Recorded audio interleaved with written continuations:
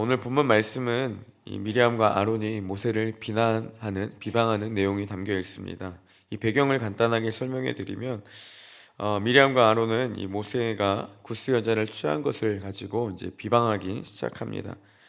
하나님은 그 모세를 비방하는 그들의 말을 들으셨고 또 모세와 미리암, 아론을 이제 부르십니다.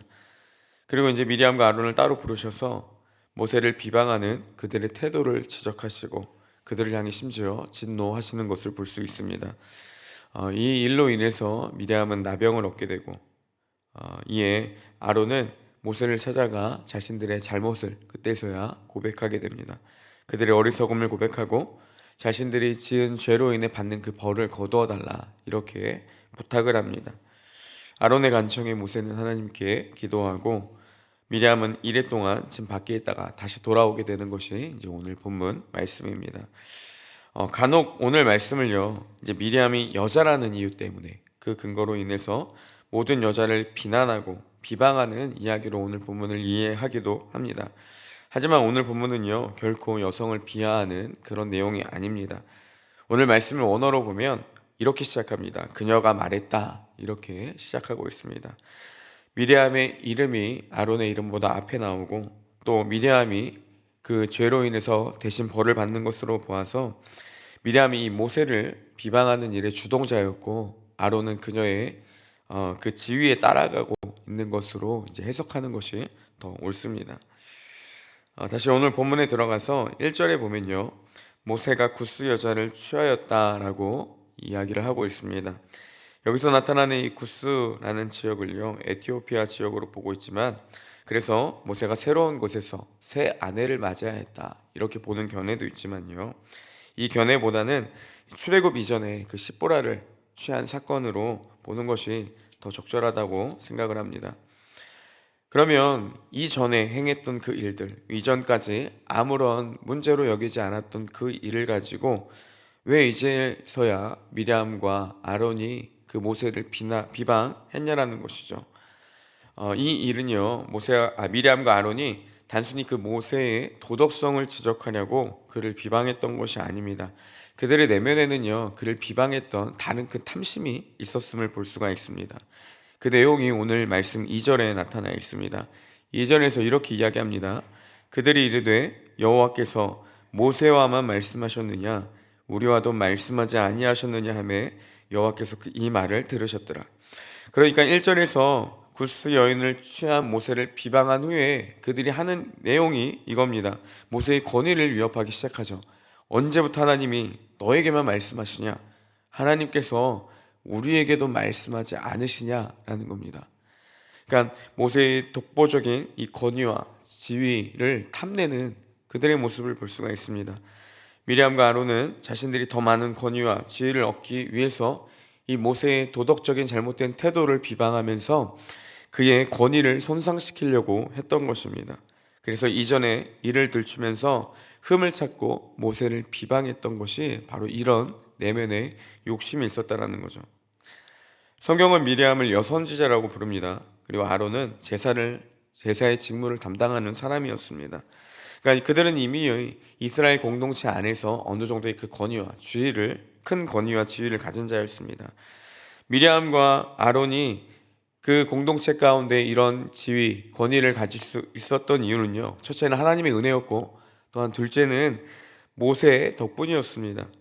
그들은 하나님께 그리고 모세에게 자신들의 그 누릴 수 있는 그 권위 그리고 그 지위에 대해서 감사해야 했습니다. 하지만 안타깝게도 미리암과 아론은요, 그 은혜를 잊고 말았습니다.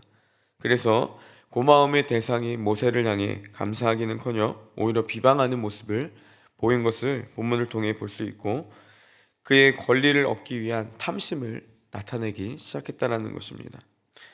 근데 이들과 달리 모세는요, 이런 탐심과 욕심으로부터 자유했던 것을 볼 수 있습니다. 오늘 말씀의 3절에서 이들의 그 교만한 모습과 달리 모세를 이렇게 평가하고 있습니다. 이 사람 모세는 온유함이 지면의 모든 사람보다 더하더라. 그러니까 그 개역개정으로 온유함으로 번역된 이 아난이라는 단어는요, 세번역 현대인 성경 등 많은 성경이 이 부분을 겸손함으로 해석하고 있습니다. 그러니까 다시 말하면 모세의 겸손함이 지면의 모든 사람보다 나았다, 이렇게 볼 수가 있습니다. 그러니까 모세와 미리암 그리고 아론을 이 두 분류의 사람으로 정의할 수 있습니다. 미리암과 아론은 교만해서 탐심에 사로잡혔던 사람들, 그리고 이와 달리 모세는 겸손한 사람이었습니다. 미리암과 아론의 그 교만함이 결국 탐심의 욕망으로 이어졌고, 결국 이들이 이런 죄 그리고 그 벌을 받게 되는 모습을 볼 수가 있습니다. 여러분, 우리도 미리암과 아론처럼 한순간의 방심이 우리 안에 교만함이 찾아오고 죄를 짓게 만드는 행위까지, 그리고 욕심을 갖게 하는 행위까지 나타나게 된다는 것을 기억해야 됩니다.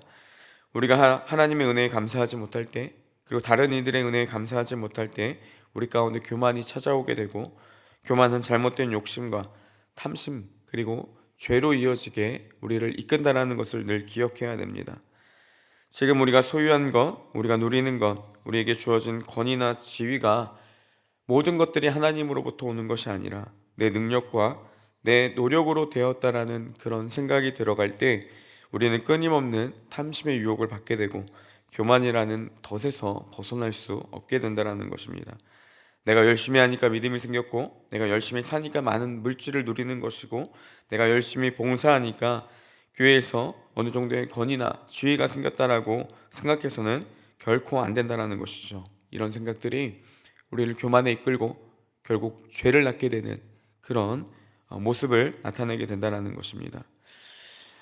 이번 주일 청년부 예배를 드리면서 좀 그런 생각이 들었습니다. 요즘에 이렇게 출석 체크를 매일 하다 보면 전에보다 처음 부임했을 때보다 인원이 좀 많이 좀 늘었습니다. 네, 그 마음, 그렇게 생각이 되고 예배를 이렇게 드리고 있는데, 그러니까 문득 마음 가운데 내가 잘해서 그런가? 좀 뭔가 다른가라는 생각이 있었습니다. 그래서 한번 좀 따져봤습니다. 왜 인원이 늘었을까? 그리고 왜 청년부 사역이 좀 재미가 있을까? 그런 생각들을 찾아보기 시작했습니다. 그래서 제 스스로에게 먼저 물었습니다. 내가 사역을 잘할까? 생각해보니까 이건 아닌 것 같습니다. 내가 리더십이 있고 카리스마가 있어서 이 부분도 아닌 것 같습니다. 그럼 내가 설교를 잘해서 전혀 영향을 못 준 것 같아요. 그러고 보니 딱 결론이 하나 남았습니다. 하나님의 은혜였습니다. 전적인 하나님의 은혜가 있었기에 누릴 수 있는 축복이고, 그리고 다른 이유는 하나도 없다라는 것을 알게 되었고, 그때서야 내가 정말 참 초라한 사람이구나, 아무것도 할 수 있는 게 없는데 하나님의 은혜 아니면 모든 것들이 다 누릴 수 없게 되는구나 라는 것들을 동시에 보게 되었습니다. 그리고 말씀 하나가 떠올랐는데요, 여러분, 사도행전 2장 마지막 절인 47절 하반절에 보면 이런 말씀이 있습니다. 주께서 구원받는 사람을 날마다 더하게 하시니라. 사람을 많이 모을 수 있는 것은 언변이나 뛰어난 사역적인 리더십이 될 수도 있겠지만, 여러분, 믿는 자들을 더하게 하시는 것은 온전히 하나님의 영역이라는 것이죠. 오직 하나님만이 그 일들을 하실 수 있다는 겁니다. 사람의 능력도 노력이 아니라 오직 하나님만이 믿는 자를 더하게 하실 수 있는 분, 그 능력은 하나님께로부터 온다는 것입니다.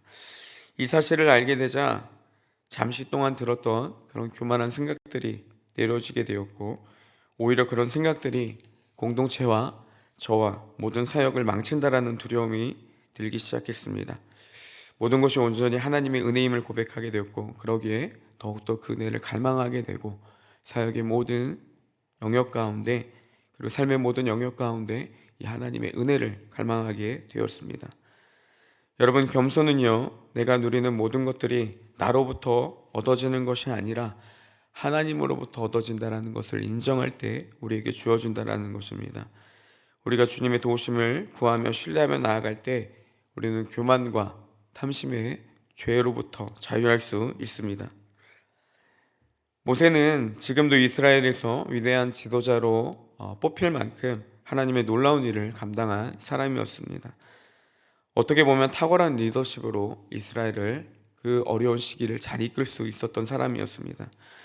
그런 그가 놀라운 리더십을 발휘할 수 있었던 것은 그의 특유의 카리스마나 어떠한 기질이나 지식과 능력이 아니었습니다.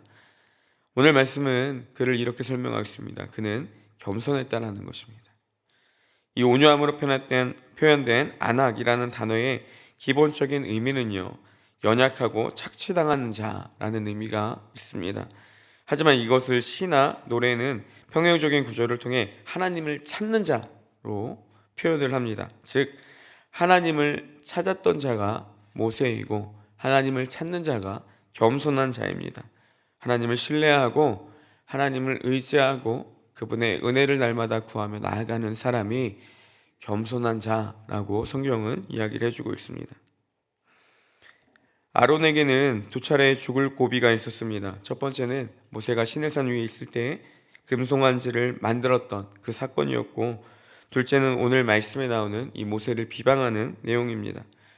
하나님은 이들을 향해 진노하셨고 매우 화가 난 상태로 그들을 떠나셨다라고 기록되어 있습니다. 아론은 금송아지 사건에서는 끝까지 자신의 잘못을 인정하지 않고 핑계를 대기만 급급했습니다. 하지만 오늘 말씀에서는 곧바로 그가 회개하는 것을 11절에서 볼 수 있습니다. 아론은 모세의 권위에 대항해서 비방했지만 곧 그를 나의 주라고 부르며 그 권위를 인정해 줍니다. 자신이 얼마나 교만했고 얼마나 큰 잘못을 저질렀는지 이 사건을 통해 깨닫게 되었던 것입니다. 아론에게뿐만이 아니라 이 사건은 이스라엘 전체에게 교훈을 주는 중요한 사건이었습니다. 그들은 문둥병에 걸려 나병에 걸려 그 진영 밖으로 벗어났던 그 미리암이 다시 돌아올 때까지 행군하지 않았습니다. 아마 일주일 동안 행진을 멈춘 이스라엘 사람들은요, 이 모세와 아론, 미리암의 사건을 보면서 모세와 하나님 앞에 행했던 일을 돌아보며 그들의 마음 가운데 교만한 마음은 없었는지, 또 겸손의 마음을 갖게 되는 그런 중요한 시간을 가졌을 것입니다. 이제 말씀을 마치겠습니다. 우리 안에도 이런 교만함이 있지는 않은지 돌아보는 시간이 되기를 소망합니다.